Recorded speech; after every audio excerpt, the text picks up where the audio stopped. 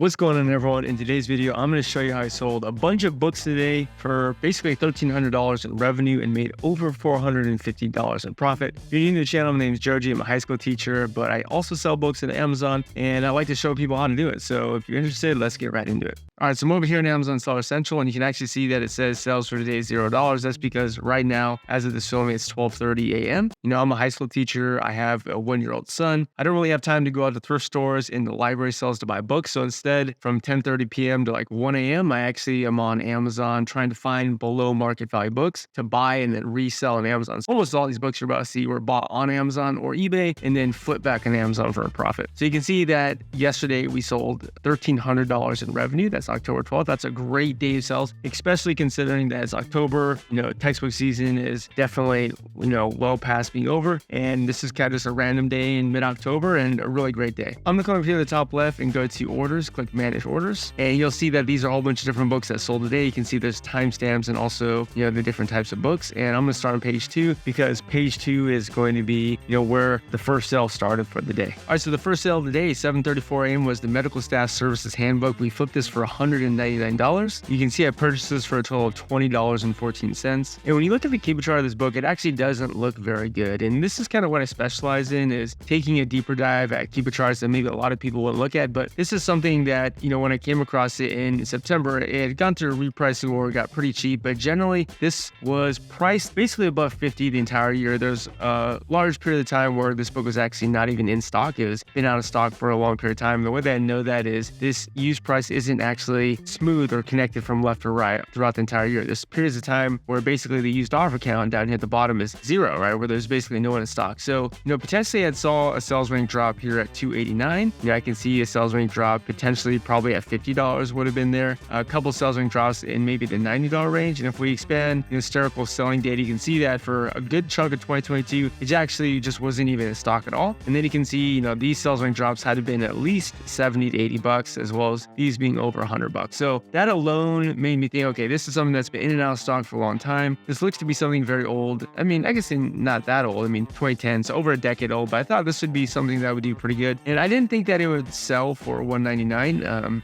I probably would have tried to price it closer around like $60 to $100, but this is a book that I just got in the prep center. I hadn't repriced it yet, and it just sold for $199. Sometimes that happens, and I'll take it. We made $139 profit on that book, and awesome flip. The next book that sold right after that is actually What the Bible is All About, Visual Edition. Sold for $30, sold at $7.52. This one was definitely not, an amazing flip like the last one, but we still made a decent profit. So I bought it for $10, flipped it for $30, made a $5 profit, and you can see at the keeper chart that this has had sales upwards in the $30 range, and you can see that the buy box has actually held pretty strong in the $40 range. And I think the reason why I bought this, because also this keeper chart doesn't look too amazing, was I had sold this multiple times in the past, I believe. Oh yeah, so this is actually a repline. You can see I've sold it for 47 a few times, 42, and then just again for 30. So I think what I did is I went back to this listing and replined it because I was able to sell for 40 bucks even when the lowest used price was pretty cheap. So this is a good example of a book that I'm going to continue to repline into the future as it gets super cheap, because clearly it's a book that's been able to sell pretty well for me. And we only made $5 this time, but I think if we could sell a little bit more, then we can make a better ROI on it. All right, the next book that we sold was actually 15 hours ago, and it sold for a total of $43.23. Here's that book right here. I bought it on September 2nd. You can see that I bought it for $10.10. And we'll scroll down to the keep chart. This is a book that has had sales rank drops when the lowest used price has basically been around 40, sometimes mid 40s. And so I felt like, okay, if I could pick this book up for right around $4 or $5, it seems to be historically undervalued. Even with the offer count being a little bit higher, you can see that the market really responded to this book being super cheap, and a lot of people bought it. And if you expand the historical selling data, like this is a book that's pretty much always been above $30. So I knew picking it up for 10 was definitely going to be a good position to be in. So I flipped it for 43, made an $18 profit, 185% ROI. And by the way, guys, this is a book that I would have found using one of my favorite sourcing strategies. And you can check out this video on my homepage, which kind of goes over how that sourcing strategy works. But this is just a bread and butter flip, $18 profit. Let's go to the next one. All right, the next book is actually my favorite flip of the day. It's Pumpkin Jack. We sold it for $69.99. This is, to my understanding, a children's book that came out over 23 years ago.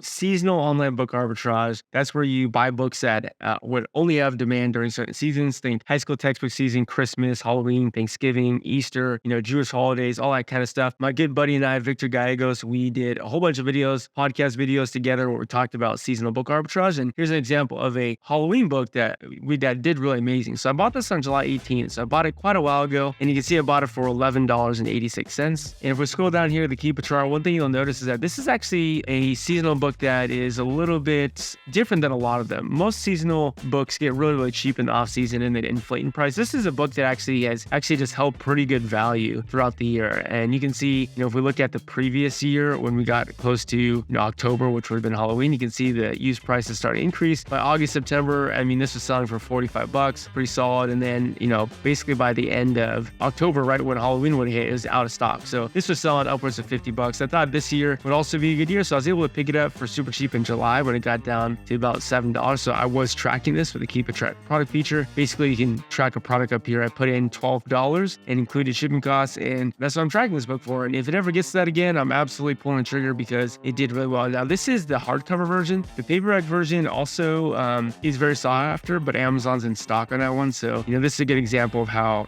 sometimes looking at the different formats matters. Like the paperback wouldn't be a good one to flip because Amazon's in stock. Probably going to be a great one once Amazon's out of stock, permanently, but the hardcover did really well. We made a $40 profit. And again, guys, we never touched this book, right? From this FBM seller to my prep center, and then from my prep center to an Amazon FBA warehouse, and then from the warehouse to customer, we made $40. And that's seasonal online book arbitrage, people. Okay, we had a couple more sales here. These were just free books I got from school that were being thrown in the dumpster, and I just decided to resell them because they had some value. So those are basically pure profit, but I'm not going to include those in the profit for the day just because I didn't technically buy those on Amazon, but I didn't get it for free. So that's awesome. So the next one is going to be Conservation Size. We sold this for $68.03, and we purchased this on August 2nd for a total of $14.70. And if we scroll down the Keep It Chart, you can see that this book has done really well in the previous January textbook season. It was selling in the $60, $70 range. And then you can see in July, the offer count of this started increasing significantly, which is kind of a bad sign, to be honest with you. But I started tracking it. I didn't buy it right away. Then I started noticing how the used offer count started responding to this. So decided to pick up a couple copies, and then you can actually see that the used price in August actually shot back up, and it was doing pretty well. So we sold for $68, made a $30 profit. I believe I've sold this one other time as well. Let's take a look. Yeah, we've sold it a few times, 77, 76, 68, 68. So on all those, we made probably in the mid 20s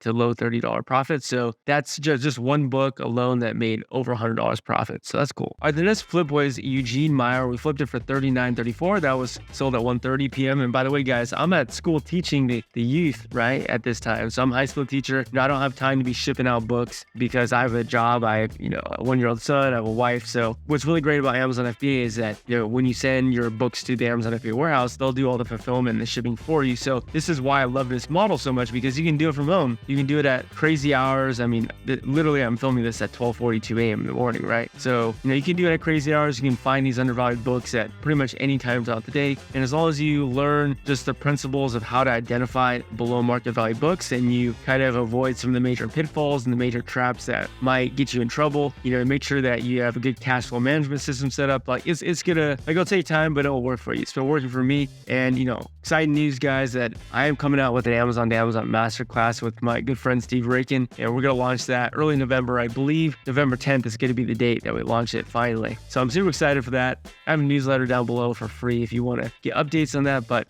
super excited about it. It's going to be, I believe, over 75 videos, which is kind of crazy, and it's taken a lot of time on both of our parts to get it done, but I'm super excited. It needs to be a major value add, and I'm excited about it. All right, the next book, actually not a book, is a DVD, Halloween 4, The Return of Michael Myers, and Halloween 5, The Revenge of Michael Myers. So we sold it for $75, and if we look over here at Amazon, you can actually see I bought this. Actually, that's the wrong book. This is the DVD. We bought it on March 27th, and if I open the view order tab, you can see that I bought this for $23.99. And this is something that I thought would have sold a little bit earlier, because you can see I bought it on Keep It Deals when it dropped from $42 down here to $7.99 plus shipping. And I think I bought I think maybe this one was $7.99 plus quite a bit of shipping. For whatever reason, the person charged a lot of shipping, but I thought it was definitely undervalued. I thought this would definitely do well October, November. If I looked at the previous year, you can basically see that as we got closer to October, you can see the offer count basically got to 0 by mid-September. And then by October, it was selling for up to 90. So I might have even sold mine for too cheap, to be honest, because you can see how this offer count is trending downward, and you can see how the used price is starting to go up. So I sold it for $75, made a $32 profit. Might have been able to sell for a little bit more, more. But this is something that I'm going to set myself up to track again in the future. So I'm going to say this ever gets to like $25 free shipping in the future, let me know. I'll probably pick up a copy again and sell for the next Halloween season. All right, the next book is a Handbook of Infant, Toddler, and Preschool Mental Health. So we sold this for $58. You can see that I bought this on March 6th. So again, something I bought a while ago. Bought it for a total of $18.11. And so if we put that in, we made a $20 profit. If we scroll down the Keeper chart, this is something that is actually,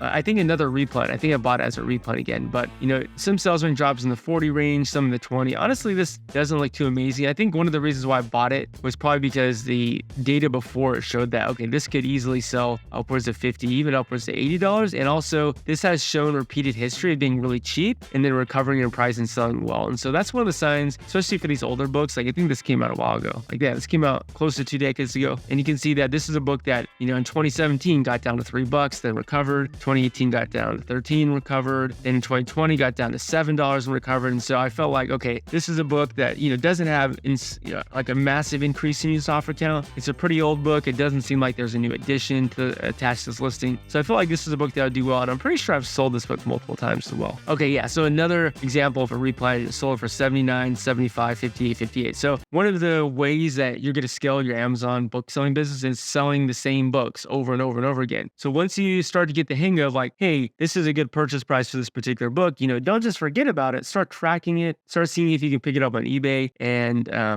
this is again another replant. I think you're seeing that with a lot of these books I'm showing you. I've sold them multiple times. And the good news is I plan to sell a lot of these books multiple times over the next 2, 3, 5, 10 years. I think they could be great flips. The next book is The Scientist and Engineer's Guide to Digital Signal Processing. So we sold this for $57, and this was actually a Flipmine flip. So I have tons of Flipmine videos on my channels and eBay to Amazon software. And we bought this for $18. I think we got this for the best offer, and we're able to sell for a total of $57. So after Amazon fees, made $19 profit. Again, never touched the book. I can take a guess at what it's about, but never touched the book. Went right to a prep center to an Amazon warehouse to the customer, and we made 100% ROI on it. If we look at the Keeper chart, this is a bread and butter flip.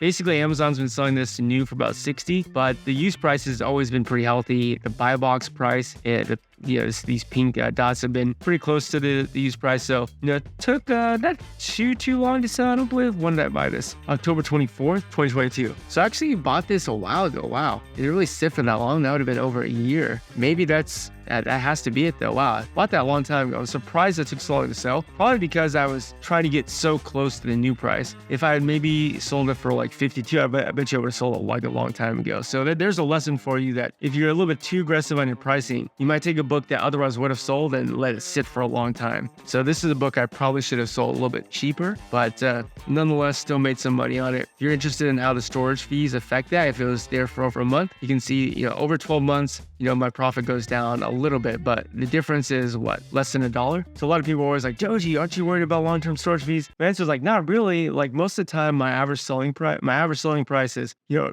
pretty high. So I think it's right around the $70 mark. So for me, paying $1, if I have to pay $1 to keep that thing there for an entire year, that $1 is worth it. Not to have to sit in my house, sit on my shelf. It's worth it to me to not have to have my own storage locker for it. Like it's really cheap, to be honest with you. So you can see how long-term storage fees affects it. Really not that much. All right, the next flip that we're looking at is an American Rhetoric. We sold for $59.63. Again, you can see that we bought this August 19th. We bought it for a total of $12.30. And we scroll down the Keepa chart again. This is something that on first glance doesn't look too great on Keepa. Now, over the past 6 or so months, this book has been out of stock or listed at a really, really high price. Now, one of the selling points for me buying this was I did see the sales range drop here with the collectible price at 82 and the used price at 113. So that told me that at least one person in the somewhat recent past spent quite a bit of money for this. And then you can actually see that this dropped, actually hit my tracker. I think I was tracking this for $12.60 and it happened to be $12.30, which is kind of crazy how that worked out. You can see that this definitely sold really well in February at that price. A lot of sales range drops, which is a good sign. And if we zoom out on this book, you can see that this book has very consistent sales in the past in the $70 to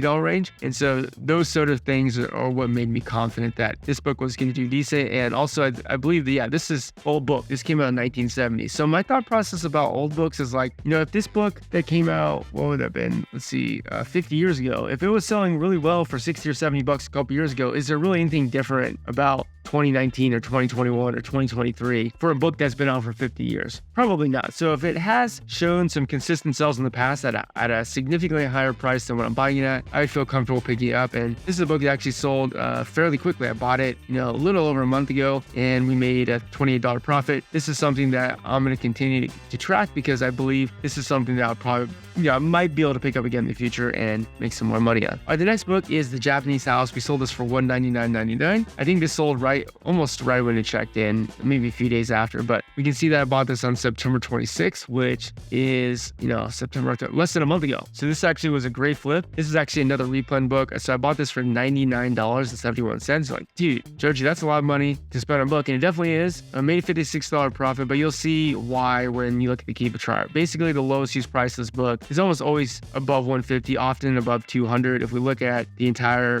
historical selling data, this book easily gets to the 200, sometimes even the 300 mark with consistent sales ranks. And again, this is a book that has sold in the past. If I click the orders button under seller ramp, you can see that I sold it once for $254 10 months ago, and then I was able to replen it not too long ago and sell for $199. So, this is again another book that I didn't reprice in time. I probably would have priced it a little bit higher, I probably would have put the min price at $199, the max at $250, but I'll still take it as a quick flip, made a $50 profit, and that's awesome. All right, the next book is Black and Gray Tattoo. We sold this 6 hours ago, 6:30. Sold for $95. We bought it on May 17th. So this is a book that's been sitting for a little bit. You can see that, we bought it for $35.50, and that left us with a profit of $30 and 85% ROI. If we scroll down the Keepa chart, this is something that's had some really great sales ranks in the past when I had bought it. Multiple sales ranks with the new price above 80. If we expand the historical selling data, it had done really well. Used price was basically always significantly above what I could have purchased it for. And here's a great example again of sales rank not necessarily always dropping when the book sells. You can see that this is when I actually bought it here on May 17th, right? There's actual proof that I bought it. Sales rank doesn't actually move at all. Right, it doesn't go down, it doesn't have the stereotypical drop. You can see how the offer count changes, 6 to 5 to 4. So looks like there are 2 copies. I think I only bought 1, so maybe someone else bought the other copy. And then you can actually see, I bought this 6 hours ago. There's still not a sales rank drop. I think, this is a book that probably Keepa isn't tracking very well anymore. I'm not sure why, but for whatever reason, the sales rank on this book's a little bit weird. But nonetheless, we made a $30 profit. Again, if you want to see how storage fees play a role, this was in there since May, so it's been there since 5 months. So put 5 months, you can see that my profit goes down 50 cents, right? So still an amazing flip and did really well. The next book flip was Go Math Grade 4, $69.99. And what's really interesting about this Keepa graph is you can see that this has had multiple sales rank drops in the $60, $58 range. I guess it was available in new condition for 40, but even some, sales rank drops there. And then you can see that it underwent this repricing war when the offer count was really low. And then basically, all the copies were bought off. And the reason for that was I bought a few of those. I actually bought both of them on eBay. I bought quantity 2 for $36.94. So divide that by 2, we get $18.47 per book. And I sold it once so far for $69.99. That's a $31 profit and a great flip there. All right, everybody, the last flip of the day is actually hilarious. This is a book that was a mistake buy. So I bought this because, when did I buy this? It was in June. I bought it in May. So I bought it when it dropped from 67 down to 740. So here's a good example of another book that Keepa is not really tracking super well. You can see that the sales rank never really goes up, like barely gets to 1 million, even though it's not really dropping. It looks very weird. So Keepa isn't really tracking this product very well, but this is a book that I, for some reason, missed that I couldn't sell it. I was restricted on it. So unfortunately, even though I bought it for $11.48, here's the sales data for you, $11.48, or the purchase price, $11.48 for you. I wasn't actually able to sell on Amazon because I'm restricted. So I had it listed on eBay. If we head on over to eBay, you can see that there's a few listed really high. So I listed mine a little bit lower than that. I listed it for $29.99 plus $4.67 shipping. It actually sold. So, total earnings was $28. Then I had to minus shipping, which is like $4 to $5 for a medium mill, and then maybe a couple dollars for fees. So, the good news is that when you have a book like this that, it was a mistake buy, there's a couple options. You can sell it to a buyback company. You can try to sell it to restrictedinventory.com, sell it on eBay, donate it, get rid of it. This is a book that I decided the best option was to try to flip it on eBay. And I was actually able to walk away making profit, right? So I bought it at such a low price and such a good price on Amazon that, bought it for $11.48. I was able to walk out with probably around this $20 to make close to 100% ROI. So really long video. Hope you guys enjoyed it. I'll see you guys on the next one. Again, Amazon Masterclass coming out soon. So if you're interested in making money from home and, buying books on Amazon, then stick around for that. That's all I got for you guys, and have a good one. Peace out.